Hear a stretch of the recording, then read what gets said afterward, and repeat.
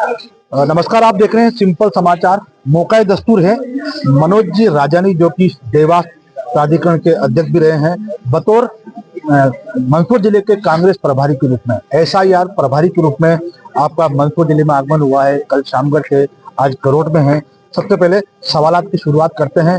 Sir, अभी देखने को मिला कि आपके द्वारा प्रत्येक कार्यकर्ताओं को डांटा भी गया कि आप DLO से क्यों नहीं मिले और इस तरह से कैसे काम चलेगा। तो होता यह है कि DLA की बात पीछे चली जाती है और भी कार्यकर्ता लगभग 1 दशक से 2 दशक से काम करते आ रहे हैं, लेकिन जब विधानसभा का टिकट आता है या ब्लॉक कांग्रेस की जिम्मेदारी आती है तो सिर्फ 1-2 नाम है वही चलते रहते हैं। तो कार्यकर्ता काम क्यों करे?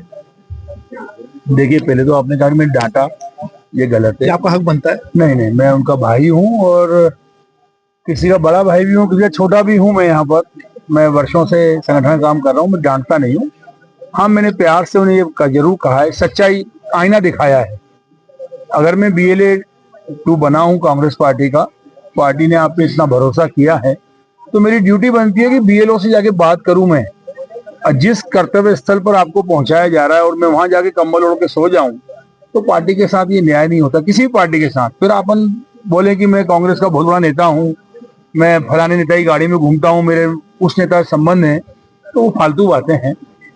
आप हालात देख रहे हैं देश के, वोट चोरी, बेल्जियम की एक मॉडल आके 22 बार वोट डाल जाती है या उसके नाम आ जाते थे, कांग्रेस पार्टी से सूची बनाई नहीं, चुनाव आयोग की सूचियां हैं, और वो बेल्जियम की मॉडल बोलते ही मैं भारत ही नहीं आई। तो इसमें दोष कांग्रेस का नहीं। और उसी ऐसे जो हालात है देश में अभी कि किस तरह वोट चोरी किया जाए, उस पर अगर निगरानी कांग्रेस का कार्यकर्ता नहीं करेगा तो कौन करेगा? इस लोकतंत्र की रक्षा करने का दायित्व है तो BLA 2 का है। वो मैंने निवेदन किया है कि आप जाएं BLO के पास, आपका अधिकार है, आप उनसे चर्चा करें। हम भी चाहते हैं शुद्धिकरण हो, पर इसका मतलब ये नहीं है कि वो हमारी वोट काट जाए। मेरा BLA 2 का साथी अगर मन से नहीं मिलेगा तो फिर काम कैसे करेगा? यही मैं आज उनको नसीहत देने, उनको प्यार से बात करने आया था। मैं मेरा सवाल का जवाब मुझे अभी तक नहीं मिल पाया है, कार्यकर्ता काम क्यों करे, किसके लिए करे, वो बात है। देखिए, कांग्रेस का अगर कार्यकर्ता है तो कांग्रेस पार्टी के लिए ही काम करेगा। क्यों करे? कांग्रेस के अगर सदस्य हैं, आज इतने वर्षों तक सरकार नहीं है और इतनी संख्या में भी लोग हैं, तो ये मेरे लिए गर्व की बात है कि पार्टी के लिए मरने के लिए तैयार है कार्यकर्ता। वो उस जज्बे के साथ काम करना चाहता है। कहीं विसंगतियां है, मैं इस बात को स्वीकार करता हूं, मुझे कोई आपत्ति नहीं स्वीकार करने में, पर उसको सुधारेंगे हम। मैं पहली बार यहाँ आज आया हूँ, आते ही मैं कोई हनुमान तो हूं नहीं कि जादू की छड़ी घुमा दूं सब हो जाएगा, समय लगेगा। पर हाँ, ये निश्चित है कि पहले से ज्यादा सुधार आपको दिखेगा। 8 बार विधानसभा चुनाव लड़ चुके हैं सुभाष सोतिया, वे ऐसी मीटिंगों से हमेशा गायब रहते हैं। देखिए, ये मीटिंग हमने बड़े नेताओं की नहीं बुलाई है, वे हमारे वरिष्ठ नेता है, कांग्रेस के पूर्व मंत्री रहे हैं और काफी कद्दावर नेता है, इसमें कोई संशय नहीं है। पर ये केवल BLA 1 की मीटिंग है, BLA 1 और BLA 2, उन्हें ही हमने आमंत्रित भी किया है। हमने किसी पदाधिकारी को नहीं बुलाया, मैंने ब्लॉक कांग्रेस के पदाधिकारी को भी नहीं बुलाया, वो तो बड़े नेता है। जो BLA 2 बना है केवल उन्हीं के प्रशिक्षण के लिए आज हम यहाँ बैठे हैं।